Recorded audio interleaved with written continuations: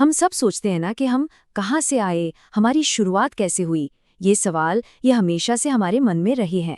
तो चलिए आज समय में थोड़ा पीछे चलते हैं और देखते हैं कि इतिहासकार यानी हिस्टोरियंस हमारे अतीत के रहस्यों से पर्दा कैसे उठाते हैं। तो इस सफर की शुरुआत करते हैं उस इंसान से जिसे फादर ऑफ हिस्ट्री या इतिहास का पिता कहा जाता है, हेरोडोटस। इनका नाम ही हमें ये याद दिलाता है कि अपने अतीत को समझने की ये जो हमारी कोशिश है ना, ये कितनी पुरानी और कितनी कितनी जरूरी है। लेकिन असली सवाल तो ये है कि जब हमारा अतीत सिर्फ बिखरे हुए टुकड़ों में बचा हो, तो उन टुकड़ों को जोड़कर एक पूरी कहानी, एक पूरी तस्वीर बनाई कैसे जाती है। और जानते हैं, यही वो काम है जो एक इतिहासकार को एक जासूस जैसा बना देता है। एक ऐसा जासूस जो छोटे छोटे सुराहों से पूरी की पूरी कहानी को फिर से जिंदा कर देता है। और हाँ, हर जासूस की तरह इतिहासकारों के पास भी अपनी एक टूल किट होती है। तो सवाल ये है कि इस टूल किट में होता क्या है। चलिए उनके दो सबसे जरूरी औजारों पर एक नजर डालते हैं।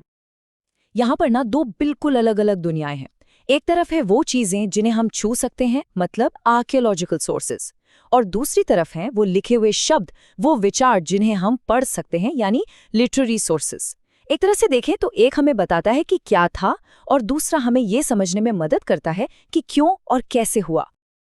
जरा सोचकर देखिए, सिंधु घाटी की एक छोटी सी मोहर, और वो हमें उनके मेसोपोटामिया तक फैले विशाल ट्रेड नेटवर्क की कहानी सुना सकती है। या फिर अशोक के पत्थर पर लिखे शिलालेख जो पूरे सब कॉन्टिनेंट में फैले हैं, वो सिर्फ एक राजा के फरमान नहीं है, बल्कि उसकी सोच, उसकी नैतिक शिक्षाओं के बारे में बताते हैं। और सांची का वो शानदार स्तूप, अरे वो सिर्फ एक बिल्डिंग नहीं है, वो उस जमाने की आर्किटेक्चर, आर्ट और धार्मिक मान्यताओं का जीता जागता सबूत है।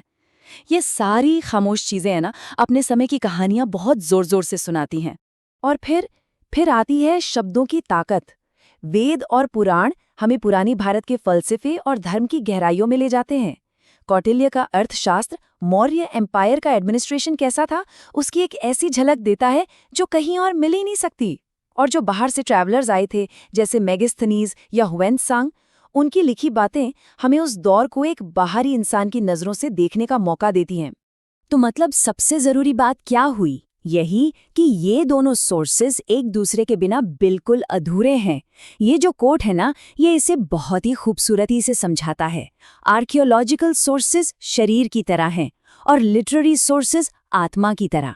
एक हमें ढांचा देता है तो दूसरा उसमें जान डालता है, उसमें विचार और भावनाएं भरता है। पूरी तस्वीर बनाने के लिए दोनों ही चाहिए। पर सवाल ये है कि हम ये सब करते ही क्यों हैं? क्या सिर्फ तारीखों और लड़ाइयों की एक लिस्ट बनाने के लिए? नहीं, बिल्कुल नहीं। असली मकसद, असली इनाम तो कुछ और ही है। वो है संस्कृति को समझना, कल्चर को समझना। वो एक अनदेखा धागा जो किसी भी समाज को एक साथ जोड़कर रखता है। अच्छा, तो कल्चर को समझने के लिए ना हम इसे 3 लेवल पर देख सकते हैं। सबसे पहला और सबसे ऊपरी लेवल है आर्टिफैक्ट्स या कलाकृतियाँ। ये वो सब कुछ है जिसे हम देख सकते हैं, छू सकते हैं, जैसे बिल्डिंग्स, टूल्स, आर्ट, कपड़े। मतलब ये कल्चर का वो हिस्सा है जो साफ साफ हमारी आंखों के सामने होता है। अब इससे एक लेवल और नीचे चलते हैं। यहाँ आते हैं एस्पाउस्ड वैल्यूज, यानी वो आदर्श और लक्ष्य जिनके बारे में कोई समाज खुलकर बात करता है। ये वो बातें हैं जिन पर वो समाज विश्वास करने का दावा करता है। और ये चीज़ें हमें अक्सर कहाँ मिलती हैं? उनके कानूनों में, उनकी धार्मिक किताबों में, मतलब लिटरेरी सोर्सेज में। और फिर हम पहुंचते हैं सबसे गहरे लेवल पर, बेसिक अजम्पशंस या बुनियादी मान्यताएं। ये वो विश्वास हैं जो समाज में इतनी गहरे बसे होते हैं कि लोग उन पर सवाल भी नहीं उठाते। ये बस हाँ भाई ऐसा ही तो होता है वाली बातें हैं। और सच तो ये है कि यही मान्यताएं बिना हमें पता चले हमारे बर्ताव को सबसे ज्यादा कंट्रोल करती हैं। और ये मॉडल देखिए, ये कितनी अच्छी तरह दिखाता है कि ये तीनों लेवल आपस में कैसे जुड़े हैं। ये जो आर्टिफैक्ट्स हम सतह पर देखते हैं ना, वो तो बस एक आइसबर्ग का ऊपरी हिस्सा है, a tip of the iceberg. असली कहानी, असली वजह तो पानी के नीचे छिपी है, उन वैल्यूज और मान्यताओं में जहां से ये सब कुछ निकल कर आता है। असली समझ तभी आती है जब हम इन गहरी परतों तक पहुंच पाते हैं। तो ठीक है, हमने ये तो देख लिया कि कल्चर कैसे काम करता है, पर एक मिनट, क्या हम सिर्फ और सिर्फ अपनी संस्कृति की ही देन है या कुछ और भी है जो हमारी पहचान बनाता है? चलिए इस बात को भी थोड़ा और गहराई से समझते हैं। ये एक ऐसा सवाल है जो शायद हम सब ने कभी न कभी खुद से पूछा होगा। आखिर वो क्या चीज़ है जो हमें हम बनाती है? क्या वो हमारा डीएनए है, हमारा माहौल, हमारी परवरिश या हमारे अपने पर्सनल एक्सपीरियंसेस? चलिए देखते हैं अगला मॉडल इसे समझने में हमारी कैसे मदद करता है। जरा इस पिरामिड को देखिए। सबसे नीचे बेस में है ह्यूमन नेचर, यानी मानव स्वभाव। ये वो चीजें हैं जो दुनिया के हर इंसान में कॉमन है, जैसे डर, खुशी, गुस्सा। फिर सबसे ऊपर टॉप पर है पर्सनैलिटी या व्यक्तित्व। ये हर इंसान का अपना होता है, जो उसे सबसे अलग, सबसे यूनिक बनाता है। और इन दोनों के बीच में आती है संस्कृति यानी कल्चर। ये सीखी जाती है, ये किसी ग्रुप की होती है और यही तय करती है कि हम अपनी भावनाओं को दिखाते कैसे हैं।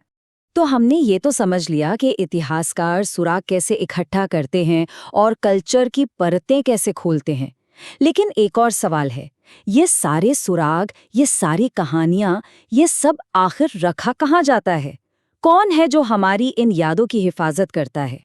हमारी कलेक्टिव मेमोरी यानी हमारी सामूहिक यादों के इन खजानों को मेनली 3 तरह की जगहों पर सहेज कर रखा जाता है। म्यूजियम्स यानी संग्रहालय, जहां हम गुजरे जमाने की चीजों को अपनी आंखों से देख सकते हैं। फिर आते हैं आर्काइव्स यानी अभिलेखागार, जहां रिसर्चर्स ओरिजिनल डॉक्यूमेंट्स को स्टडी करके इतिहास की गहराइयों में उतरते हैं। और फिर है लाइब्रेरियां, जहां छपा हुआ ज्ञान हम सब के लिए मौजूद है। तीनों का रोल बहुत अलग है और बहुत ही जरूरी है। और अब जाते जाते एक सवाल, जरा सोचिए, अगर आज से 100-200 साल बाद कोई इतिहासकार हमारे समय को देखे, तो हमारे स्मार्टफोन, हमारे मीम्स, हमारी आज की खबरें, ये सब हमारी संस्कृति के बारे में क्या कहानी सुनाएंगी? वो हमारे छोड़े हुए इन आर्टिफैक्ट से हमारे किन वैल्यूज और मान्यताओं का अंदाजा लगाएंगे? ये सोचने वाली बात है